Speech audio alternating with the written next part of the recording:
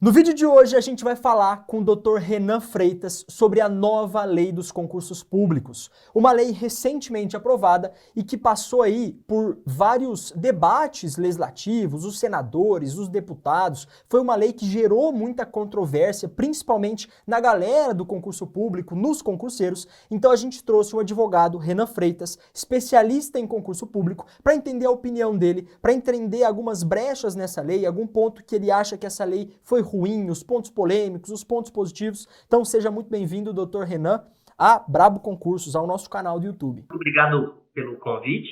Quero agradecer aqui mais uma vez a participação no Brabo Concursos e estou aqui disposto hoje a tentar ajudar as pessoas que vão estar nos ouvindo, nos assistindo, a entender alguns pontos polêmicos realmente, tanto dessa lei quanto de outros temas. Muito massa. Então vamos lá. Doutor Renan, seguinte, para mim, o ponto mais polêmico dessa nova lei é a possibilidade da prova online. Inclusive, para a galera que está assistindo esse vídeo, já deixa nos comentários a opinião de vocês sobre fazer concurso público à distância, a partir de provas online. Então já deixa a sua opinião aqui nos comentários, eu quero saber e, claro, entender também a posição do Dr. Renan. Dr. Renan, o que você acredita que pode ser feito com esse lance de concurso público online? Quais etapas, por exemplo, você acha que, super funcionaria à distância? E quais etapas você acha que era importante ter os candidatos presencialmente? Ivan, é sempre importante entender o que é que o legislador estava pensando, embora isso seja uma coisa muito difícil. Então, quando a gente quer entender o que o legislador pensou, a gente faz uma leitura, digamos assim, literal do texto, para tentar entender. Eu até estou com a lei aberta aqui num dos meus monitores, e nós temos que tentar entender o seguinte: o concurso público ele se diversificou de uma certa forma. Hoje nós temos várias empresas trabalhando com cursos, oferecendo sempre material de qualidade, como é o caso aqui da Bravo Concursos, e o pessoal começou a entrar no mundo dos concursos públicos. Então a regulamentação, por lei, ela é sempre importante para evitar problemas e para assegurar direitos. Então nós temos que bater palma ao legislador, porque ele criou uma legislação. Mas, ao mesmo tempo, nós temos que criticá-lo por ter feito uma legislação que eu considero inapropriada. Primeiro que ela não resolveu nenhum problema, ela trouxe novos problemas e ela acaba sendo uma legislação morta, porque, tirando essa parte que nós vamos comentar do artigo 8º, ela não assegurou grande coisa de direito nenhum. Então, a gente continua sem uma regulamentação para auxiliar, para dar um direito concreto aos candidatos. Com relação às provas, veja, não é um nem dois casos. Nós temos vários conhecidos, inclusive de grandes fundações, como é o caso do Sebrasp de Brasília, em que nós temos fraudes em concurso público. Então imagina, quadrilhas que se apostam de gabaritos, que conseguem mudar a nota de um indivíduo, e isso tudo com um esquema de segurança nível ouro. Imagina como funcionaria isso, através de, centenas de polos espalhados, em que o indivíduo vai comparecer em um computador público ou de alguma associação para poder fazer uma prova online. Então, eu entendo que nós não temos condições hoje de segurança no Brasil para que nós façamos uma prova objetiva através de tecnologia. Isso, para mim, é um ponto perigoso que trata aqui no artigo 8º da lei, porque ela permite a prova total, a prova não, o concurso, ele seja total ou parcialmente realizado por meios digitais.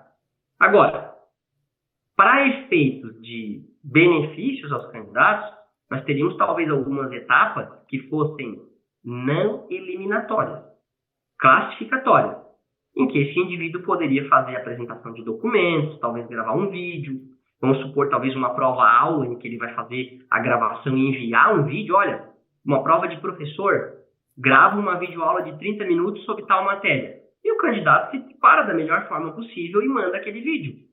Entendo que isso seria, sim, algo útil para se prestigiar que o indivíduo que vai conseguir gravar uma aula com qualidade em casa, conseguir se preparar bem sem ter que se deslocar. Agora, provas objetivas, Ivan, me parece que nós teríamos aqui uma possibilidade maior de fraude, uma possibilidade menor de controle por parte do Estado, de se a pessoa realmente não está colando, utilizando um ponto eletrônico, utilizando um celular para fazer a prova.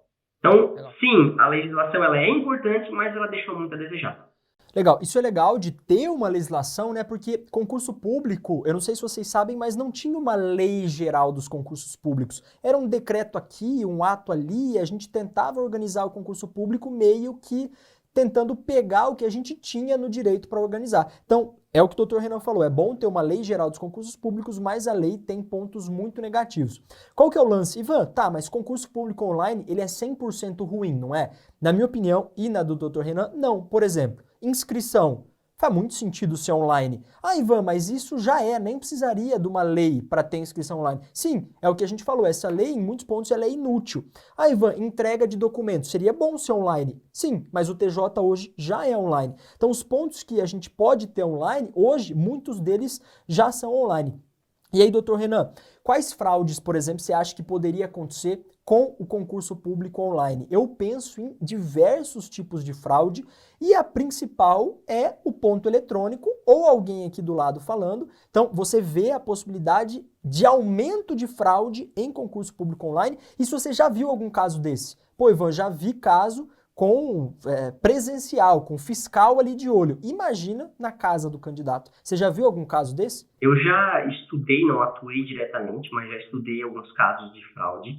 Um dos mais recentes que nós tivemos agora foi, acho que foi na Polícia Civil de Alagoas, acredito que sim, tá? Foi esse ano ou ano passado, em que indivíduos que não tinham o mínimo conhecimento quase gabaritaram a prova. Depois foram identificados os indivíduos que compraram o gabarito e até era uma banca bem renomada. Então, essa questão de possibilidade de fraude, veja, eu estou usando um óculos aqui. Tem óculos muito semelhante a esse meu, que tem câmera. Caramba. E quem é que vai fazer esse controle? Tá. Se tem uma câmera no meu óculos ou não. Tem o ponto eletrônico que você citou. Então, nós temos que tentar nos situar da seguinte forma. Supondo que a prova objetiva fosse realizada na casa do candidato. Qual é o meio tecnológico que eu tenho à disposição para que esse indivíduo não consulte um celular aqui enquanto estou falando contigo, ó, consultando um celular aqui embaixo? Quando ele vai ao tenho banheiro. Por exemplo, quando ele vai ao banheiro. Exato. Então, eu não tenho esse meio de prova. Então, me parece que, por mais que a lei permita a realização de provas online, me parece que as provas objetivas não serão online. Então, talvez uma regulamentação por meio de um decreto vai nos dizer exatamente como vai acontecer isso. Agora, tudo é muito novo, nós não sabemos, mas um decreto regulamentador deve ser expedido em breve, e aí talvez ele diga, olha, nós vamos ter prova prática realizada por vídeo, o candidato grava em casa e manda, meios digitais. Sim. Outras provas em que ele vai fazer a juntada de documentos, que vai ser digital. Então, isso me parece que sim, mas como tu já disse antes, é algo que já existe.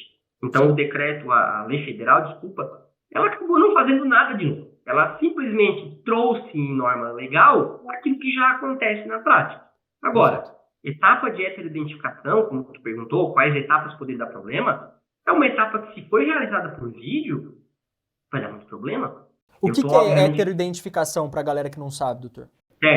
Nós temos as leis de cotas, na esfera federal nós temos uma, então elas disponibilizam vagas para pessoas pretas ou pardas, e também temos cotas para indígenas.